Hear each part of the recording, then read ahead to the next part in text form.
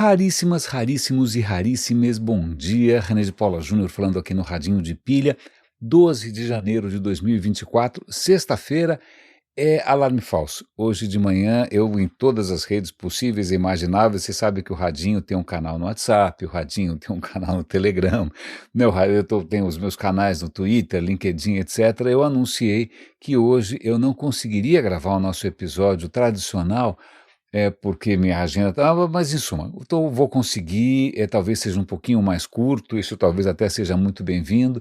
Eu acho que eu tenho me estendido demais, eu acho que eu tenho abusado um pouco demais da agenda de vocês também, mas vamos lá, sexta-feira, dia 12, sexta-feira para mim é sempre um exercício de uma reflexão um pouco maior, de olhar para trás, fazer um balanço, ver se alguma conexão nova pode ser feita, se tem algum eco, se tem alguma coincidência, e talvez haja, e é muito interessante porque o dia começou hoje com uma foto muito peculiar de uma moça na banheira. Não era uma foto necessariamente erótica, não, na verdade é uma fotógrafa de guerra, que deve ter visto coisas que eu jamais estaria preparado para ver. Ela está dentro da banheira do Hitler. A foto foi tirada por um outro fotógrafo também. Ela estava, eles tinham descoberto ali, acho que algum lugar em que o Hitler tomava banho, e ela resolveu aproveitar, né, as instalações luxuosas e tomou um bom banho. E eu me pergunto se eu teria coragem, estômago, de tomar um banho na banheira do Hitler. Não estou preocupado aqui nesses... Não, é lógico, tem N, N medos possíveis, né? Eu tenho uma certa paranoia com questões de saúde, vai saber onde o Hitler enfiou não sei o quê, não quero nem imaginar, né? Mas tem uma questão aí meio de, que eu sei que é meio ridículo, porque afinal não existem energias negativas que poderiam estar absorvidas numa banheira, né? Não existe nenhum, não, vocês sabem que o Radinho, né, não tem espaço para esse tipo de superstições, mas cara, eu acho que seria impossível não me sentir enojado, mas não sei, eu estou comentando isso tem uma ressonância especial com o que eu tenho ouvido com muito carinho, que é uma série de episódios do podcast inglês The Rest is History sobre o nazismo. As histórias estão ótimas, eu tinha começado a ouvir, como sempre, no formato de podcast, mas eu descobri que eles têm gravado podcast em lives, né, usando provavelmente StreamYard ou Zoom, seja lá o que for, e quando eles estão gravando em vídeo, e quando eles estão gravando em vídeo, eles acabam colocando materiais visuais que são interessantes. Então eu parei de ouvir apenas os áudios, porque eu quero ver a cara desses monstros, eu quero ver aquelas roupinhas ridículas, né, eu quero ver aquelas paradas completamente bregas, né, então eu estou ali acompanhando aquilo tudo, e é curioso porque, sei lá, a gente poderia encarar isso como um episódio grotesco, bizarro, e muito difícil de digerir da história do século XX, se alguns temas não fossem quase que atemporais. E por que eu estou chamando isso de atemporais? Porque ontem eu ouvi um episódio bastante bom de um podcast que eu tenho muito carinho, que é como é que chama, meu Deus do céu? Aquele do Melvin Bragg, In Our Time. Adoro, o formato é muito convencional, né? É lá o velhinho Melvin Bragg, ele convida acadêmicos professores para falarem sobre um certo tema, né? Não é um formato cômico, não é um formato teatral, não é um formato... Não, é um formato muito tradicional, mas eu adoro. E dessa vez o tema era Condorcet. Eu não tinha ideia de quem era Condorcet, eu assumo, poderia ser um passo de balé, poderia ser algum acessório da indumentária feminina no século XVIII, poderia ser, não sei, poderia ser uma cidade medieval perdida, não sei, eu não tinha a menor ideia do que era Condorcet, eu confesso que eu não sabia, a minha ignorância a respeito do que é considerado talvez o último filósofo do iluminismo francês. Mais um, né? Eu confesso, é um tanto filósofo do iluminismo francês, e tem Diderot, e tem Rousseau, e tem Voltaire, e tem um monte de gente, e tem Montaigne, sei lá, tem um monte de gente. Eu confesso que eu não dou conta. Eu confesso também que o meu conhecimento sobre essa época da França, ele é poroso, para dizer o mínimo. Primeiro porque é uma história bastante intensa, concentrada, condensada, cheia de reviravoltas, cheia de nomes, é uma coisa de louco. Eu vejo, esqueço tudo no dia seguinte. Eu tenho algum bloqueio com essa história da Revolução Francesa, talvez por não ter a menor simpatia, nem pelos, sei lá, como começa, nem como termina, e ainda acaba no Napoleão. Em suma, é Condorcet. Parabéns, você acabou de conhecer o Marquês de Condorcet, que, além de tudo, era um matemático, aliás, um matemático que se interessou pelo uso das probabilidades, da estatística, inclusive, porque ele era um cara, bom, ele colaborou com a enciclopédia, vale lembrar, aliás, eu não sabia disso, a famosa enciclopédia iluminista do Diderot, né, que foi publicada em fascículos, que era uma maneira de você democratizar, tornar acessíveis conhecimentos de ciência que fossem comunicados de uma maneira bastante acessível e que fossem também práticos. Então a enciclopédia, além de ter conhecimentos mais profundos disso e daquilo, mas também tinha dicas de, sei lá do que, de agricultura, veterinária, não sei. Então a ideia é que o conhecimento não só transformava, mas o conhecimento era útil, né, o conhecimento prático. Então eu lembrava do Diderot, mas eu não lembrava que um dos contribuintes, além de outros, da Lambert, nossa, muita gente, era esse bendito Condorcet. O Condorcet, acho que ele era relativamente bem nascido, a mãe tinha uma fixação religiosa e botou o moleque num colégio religioso, e ele acabou se tornando um iluminista virulentamente anticlerical, mas deixa para lá. Não é? E ele acaba sendo matemático, um grande, né, entusiasta da razão, e o cara vai abraçar esses princípios iluministas de Voltaire e todo mundo, que a razão vai melhorar, seja lá o que for, tudo, não é? Então ele colabora com alguns artigos da enciclopédia, vejam vocês, tal, e aí eu acho que um dos raríssimos mais ativos e mais queridos aqui, que é o Renato Cecchettin, ele talvez conheça um pouco mais das ideias do Condorcet sobre como criar sistemas sociais ou como aprimorar a democracia, utilizando princípios racionais, tentando criar, sei lá, processos políticos. Bom, eu não vou conseguir me aprofundar muito porque eu ouvi um episódio de 45 minutos. Então, né, então os caras também foram relativamente superficiais com essa história. Pois bem, mas então acho que o cara começa a se interessar em formas de governo. Eu não podia imaginar, mas eles estavam relativamente, bom, eles têm uma rixa com os ingleses, sempre tiveram, sempre terão, né, horrorizados com o sistema político inglês. Eles acham que a França tem que tomar um outro rumo, e como é que você cria um sistema que seja... Aliás, as ideias do Condorcet são bastante modernas, né, ele quer direitos iguais para todo mundo, ele acha as mulheres plenas, cidadãs plenas, como qualquer outra pessoa, e assim vai. É um cara pela emancipação das mulheres, contra a escravidão, um cara bastante progressista, como a gente chamaria hoje, não é? Mas ele está muito interessado nessa questão de um governo racional. Eu entendi só uma parte disso, eu não vou me aprofundar nisso. Eu sei que, bom, em suma, o nosso campeão da razão começa a imaginar até maneiras de usar a estatística, as probabilidades, para tornar o sistema de justiça mais justo, né, que ele merecesse o título de justiça. Realmente ele se envolve com umas polêmicas do que o próprio Voltaire também tinha abraçado. Então o cara está querendo usar a razão, esse é o resumo da ópera. Ele é um cara que acha que a razão, e veja, ele é matemático, é razão, razão mesmo, né, usar a razão para de repente criar uma sociedade ideal, criar uma sociedade melhor.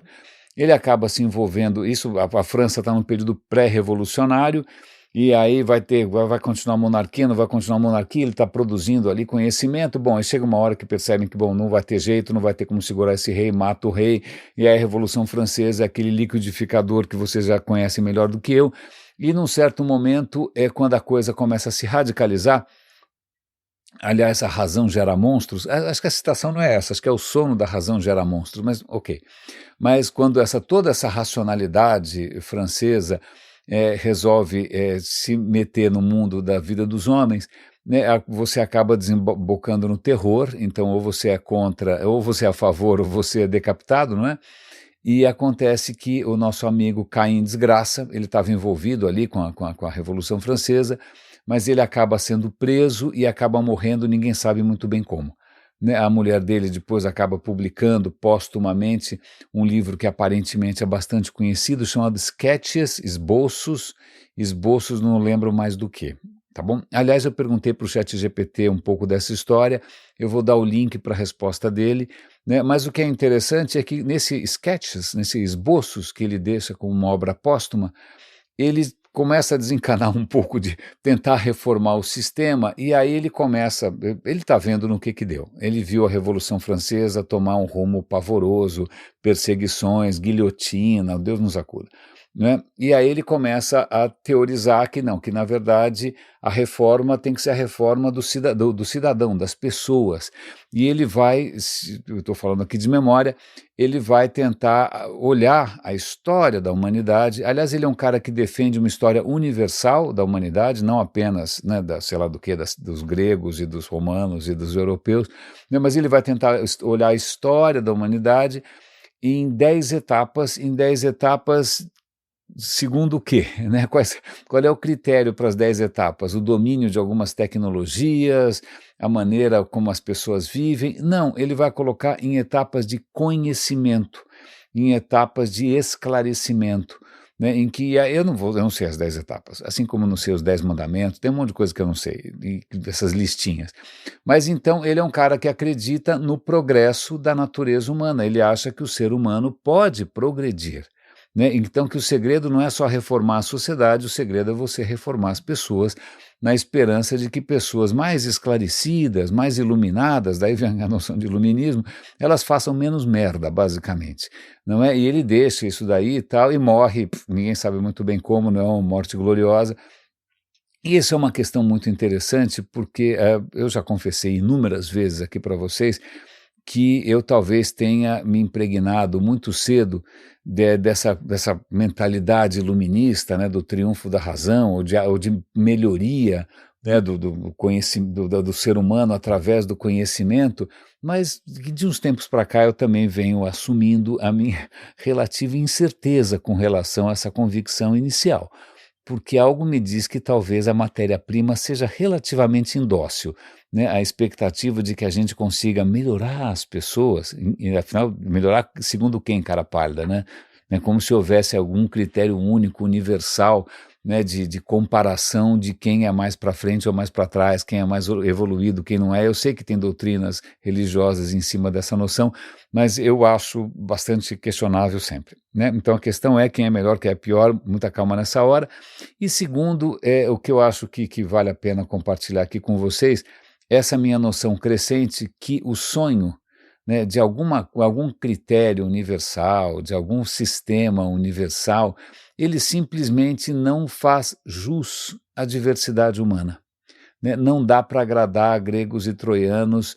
Estou ouvindo agora, estava no trânsito agora, ouvindo um outro podcast que eu adoro, da BBC também, que é o Thinking Aloud, e tem uma moça contando, eu não acabei de ouvir, mas ela estava contando que ela é uma etnógrafa e também ela é uma especialista em música, e ela resolveu estudar as tradições musicais do povo Dinka. Dinka é uma etnia onde hoje é o Sudão, né? O Sudão que tem uma história recente bastante traumática, porque ele já foi colonizado por meio mundo, já Inglaterra, Egito, e aí tem Sudão do Norte que é muçulmano, Sudão do Sul que é cristão, guerra civil para tudo quanto é lado, mas ela tá tentando chegar num ponto em que eles reconhecem que uma das coisas que une os Dinka, veja bem, o Dinka que é um povo pastoral, né, que toda a vida gira em torno do gado, todas as histórias, os sistemas de honra, tudo, no status gira em torno do gado, tudo ali é resolvido na base da cantoria, na base da cantoria.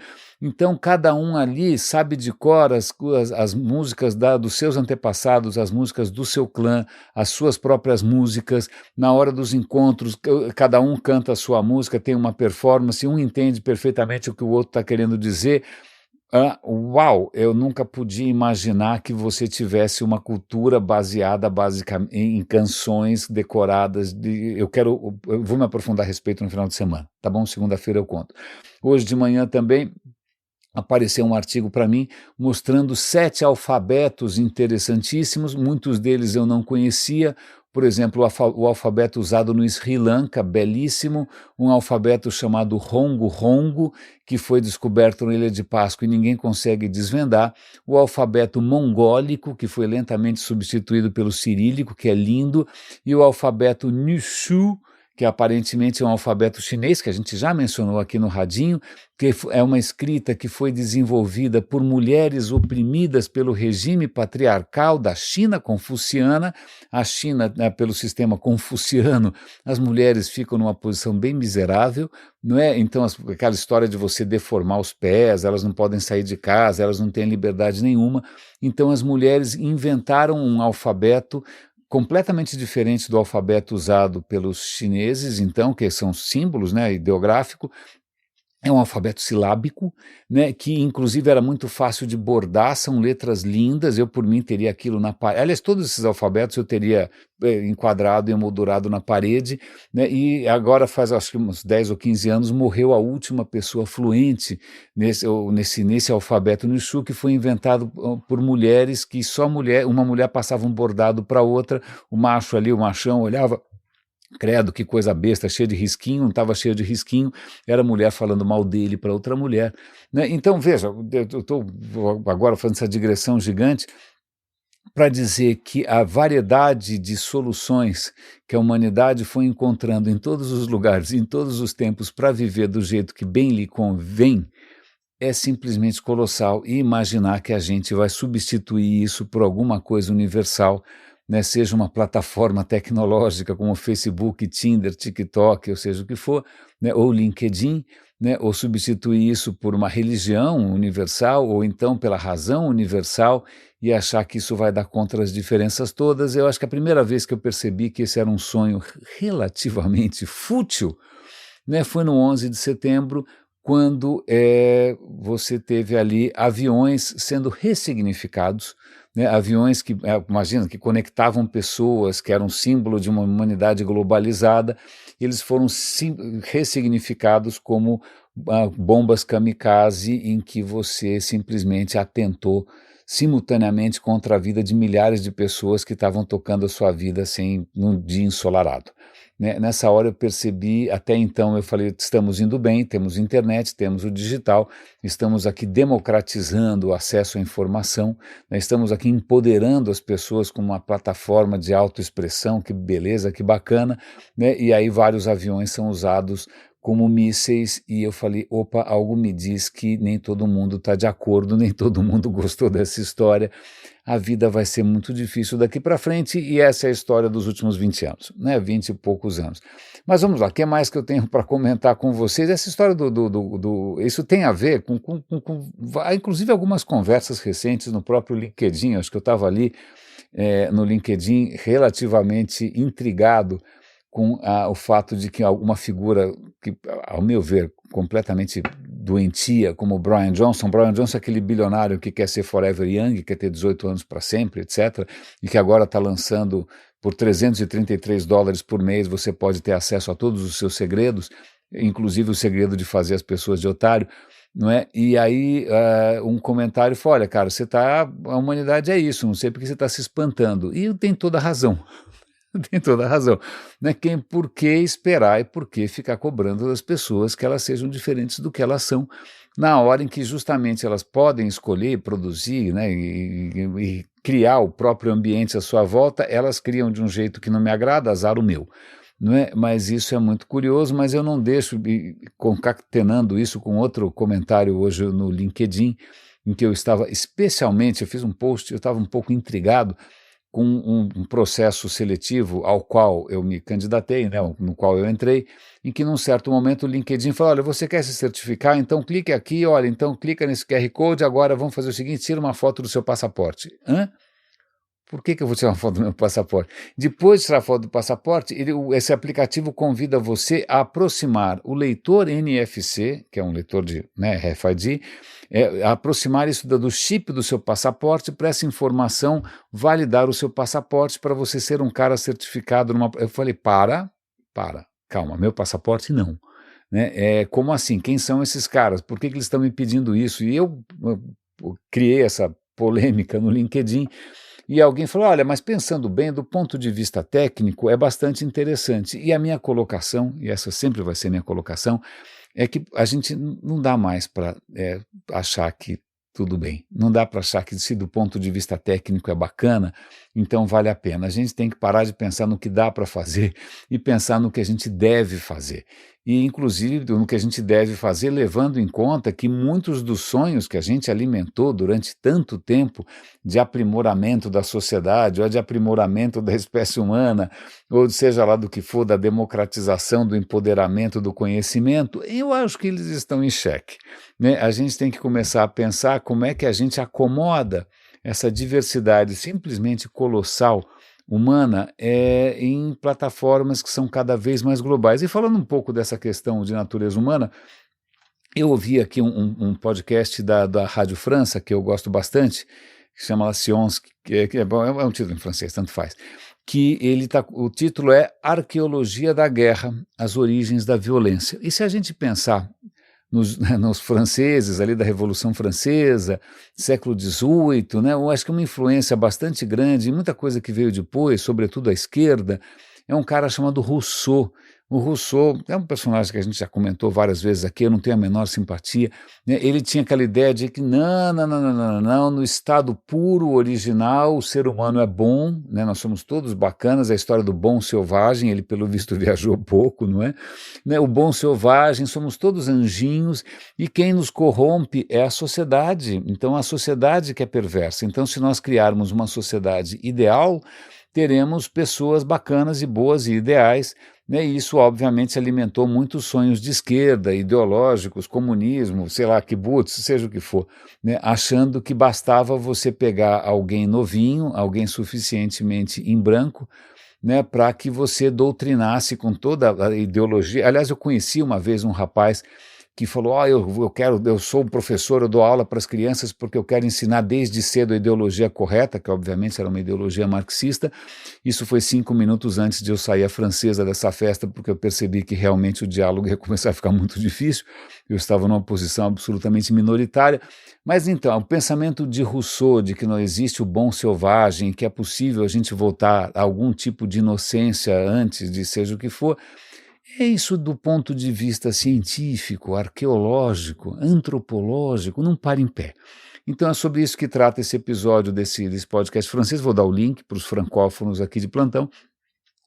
Mas tudo começa com descobertas muito recentes de restos humanos, muitos restos humanos, é uma coisa bastante razoável, trucidados. Mas quando eu digo trucidados, não é assim, sei lá, desmoronou, a chuva, caiu uma árvore. Não. Trucidados quer dizer com marcas inequívocas de mortes intencionais e violentas, né? Isso quer dizer o quê? Flechada no peito, né? Martelada na testa, crânio estraçalhado, cabeças decepadas, essas coisas que realmente marcam uma invenção sensacional chamada guerra.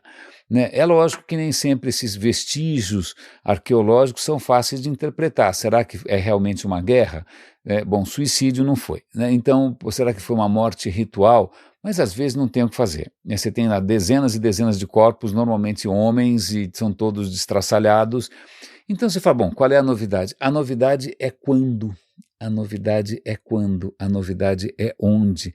Porque assim como Condorcet, né, tinha ali na cachola dele, né, imaginado que existisse uma sequência de passos da evolução, né, da melhoria do ser humano, acho que muitos historiadores também imaginaram que, sei lá, as culturas humanas elas vão evoluindo, e a violência, sobretudo a violência organizada, o que a gente poderia chamar, não, sei lá, brigar por causa de tomou um chifre, ou sei lá o quê, pisou no pé, não sei, não, chamou de bobo. Não, sei lá, é uma briga. Né? Mas agora, guerra, quando é um grupo assim, realmente atacando outro grupo, não de uma maneira que não é ritualística. Então, isso normalmente era associado a uma certa época, né, uma certa fase, vamos chamar de fase, repito, não existem fases, fase do desenvolvimento civilizatório, que é a partir do desenvolvimento da propriedade privada.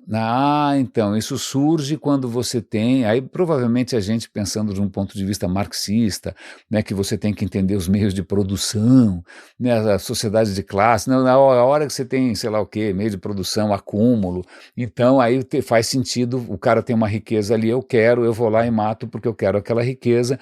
Antes disso, quando as pessoas eram caçadores-coletores, quando ela via no estágio mais primitivo, mais selvagem, não tinha por que ter guerra, porque havia abundância. Não.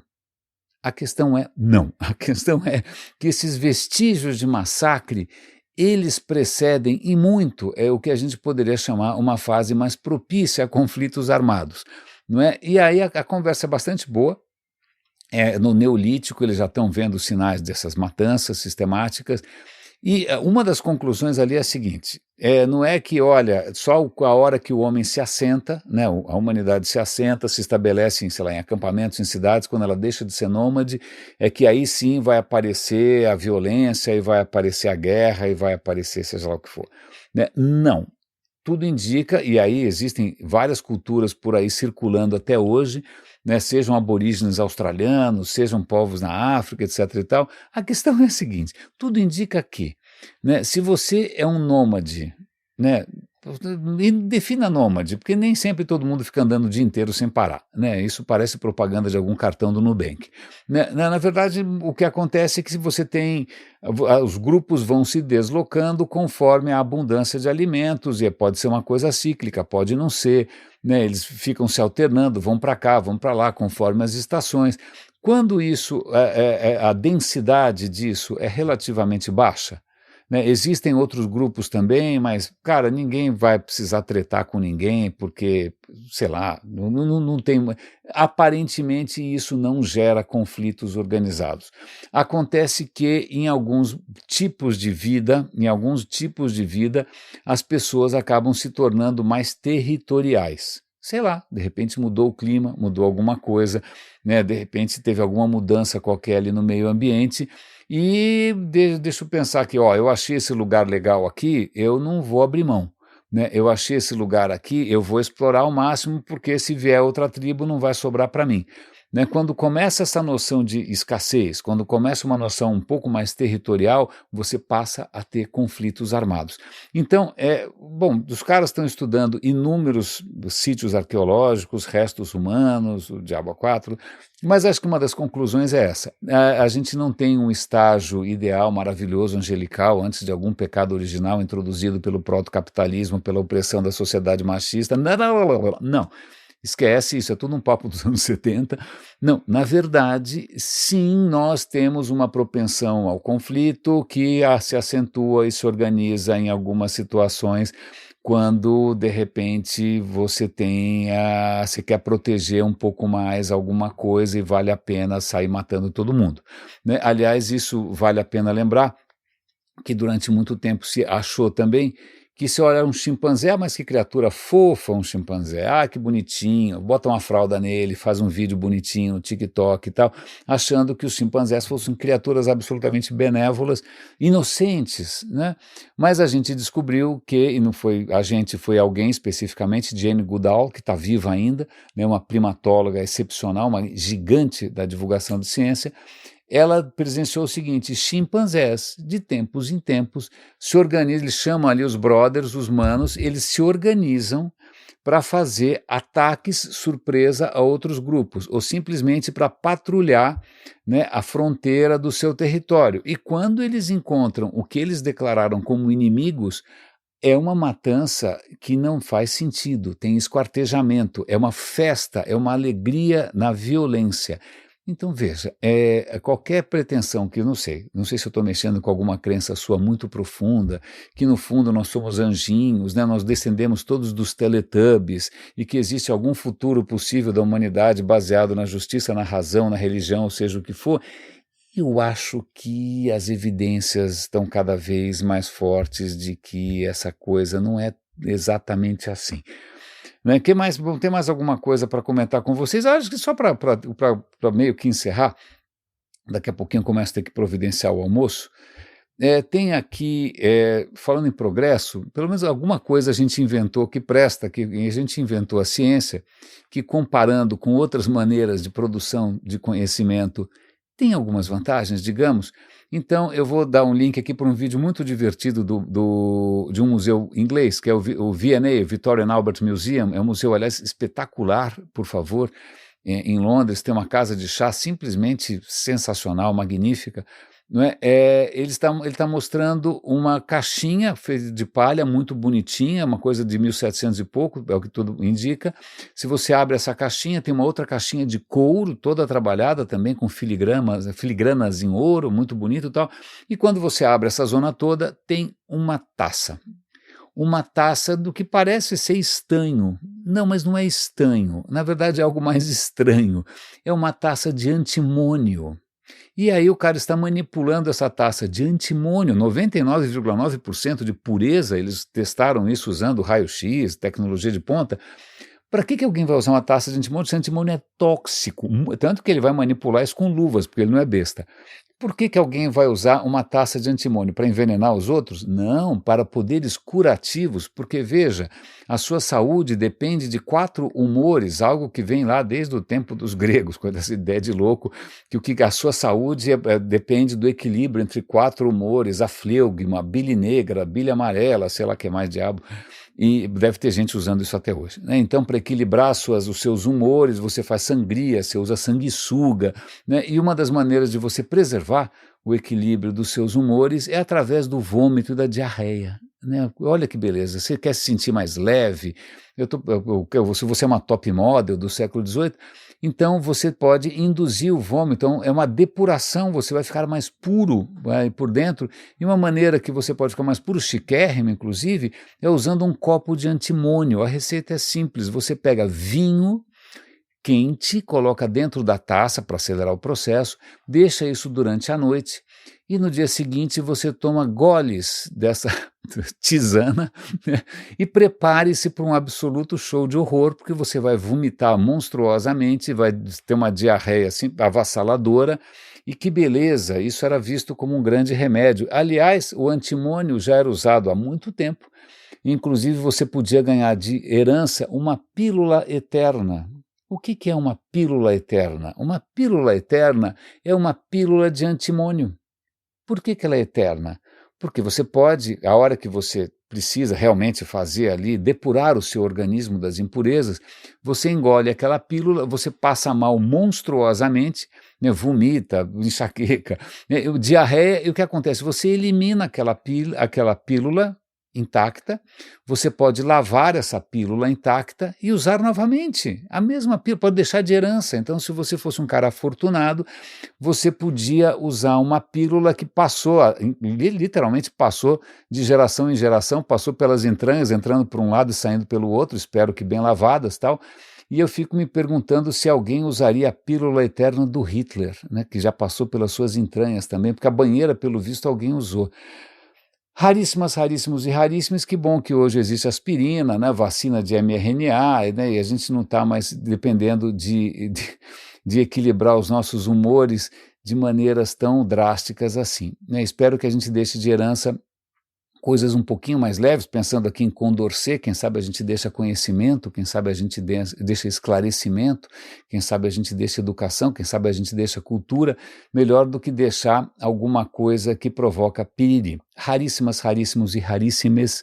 Muito obrigado pela companhia a semana toda, pelas conversas em todos os canais possíveis e imagináveis. Cuidem-se, por favor. Um grande abraço e até segunda-feira.